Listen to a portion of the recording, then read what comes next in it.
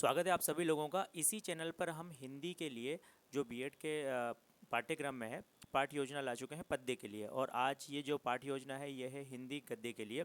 तो सबसे पहले वही आपकी सबसे पहले जो ब्लैक बोर्ड एंट्री होती है, सबसे पहले आपको ऊपर पृष्ठ पे वही लिखना है। उसके बाद आपके उद्देश्य, क्रम संख्या के बाद उद्देश्य, उद्देश्य के बाद विशिष्टीकरण और विशिष्टीकरण के बाद अपेक्षित व्यवहारगत परिवर्तन। जैसा कि आप स्क्रीन पे देख पा रहे हैं, क्रम यही रहना चाहिए। सबसे पहले ज्ञानात्मक या ज्ञान, फिर उसके बाद अवबोधात्मक। ज्ञानात्मक में यहाँ क्योंकि ये हिंदी गद्य का है तो हमने प्रत्यास्मरण और प्रत्याभिज्ञान के साथ साथ यहाँ भाषा तत्व, विषय वस्तु और व्याकरण को भी सम्मिलित किया है। और अवबोधात्मक है, अवबोधात्मक में आपके पास श्रुत्यावबोध, श्रुत्यावबोध अर्थात सुनकर समझना। और वाचन अवबोध का मतलब है आपके पास यहाँ पर कि आपको उस चीज़ को पढ़कर समझना। सुनकर समझना और पढ़कर समझना दो आपके जो है अवबोधात्मक यानी कि समझ के हैं। आप स्क्रीनशॉट लेकर आसानी से देख सकते हैं कि ये किस प्रकार हमने लिखे हैं। कुछ करेक्शन इसमें है जो रेड पेन से किए गए हैं, आप उनका भी ध्यान रखें।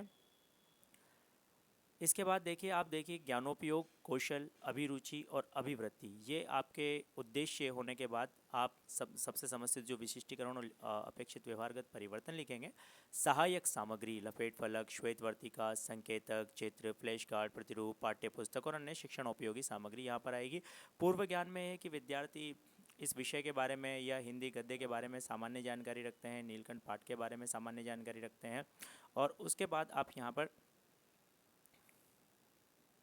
ये समझ लें कि हर जो लेसन प्लान बनाया जाता है अलग अलग कॉलेज में थोड़ा थोड़ा अंतर होता है। तो कुछ लोग इसको ज्ञानोपयोगात्मक, कौशलात्मक, अभिरुच्यात्मक और अभिवृत्त्यात्मक भी लिखा जा सकता है। इसमें आपको किसी प्रकार के कन्फ्यूज़न की कोई ज़रूरत नहीं है।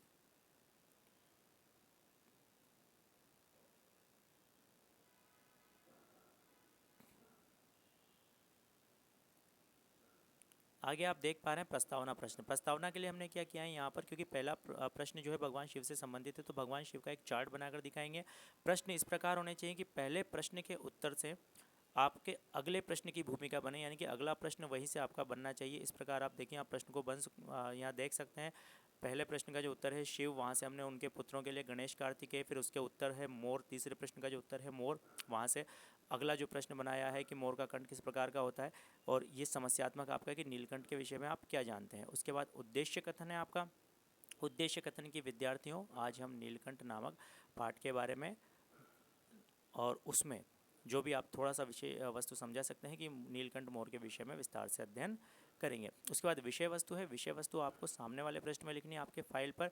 तो आपकी जो जहाँ तक आपने पूरे पाठ में से आधे घंटे या 40 मिनट में पढ़ाने के लायक जितना हिस्सा लिया है, उस हिस्से को आपको यहाँ शॉर्ट में इस तरह से बीच में आपको डैश डैश डैश लगाकर आपको लिख देना है। प्रस्तुतिकरण, प्रस्तुतिकरण में आपके सबसे पहले आदर्श वाचन, फिर अनुकरण वाचन, फिर अशुद्धि संशोधन। और ध्यान रखें कि अशुद्धि संशोधन जो है ये ब्लैक बोर्ड पे कराया जाएगा। तो जो भी काम ब्लैक बोर्ड पे करवाया जाता है उससे संबंधित ब्लैक शीट यहाँ पर पाठ्य योजना में चिपकाई जाती है। तो जो भी कठिन शब्द हैं इस पाठ के आदर्श वाचन और अनुकरण वाचन के दौरान जो आएंगे, तो अनुकरण वाचन में बच्चे जो गलती करेंगे तो उन कठिन शब्दों को आपको बोर्ड पे लिख के समझाना है। तो उनके यहाँ ब्लैक शीट चिपकानी है। और ठीक इसी प्रकार से जो काठिन्य निवारण में आप अर्थ समझाएंगे उनके भी आपको ब्लैक शीट यहाँ पर चिपकानी है। संक्षिप्तीकरण में आप क्या करेंगे, पाठ की व्याख्या करेंगे, यानी कि पाठ का जो अर्थ है वो आपको समझाएंगे।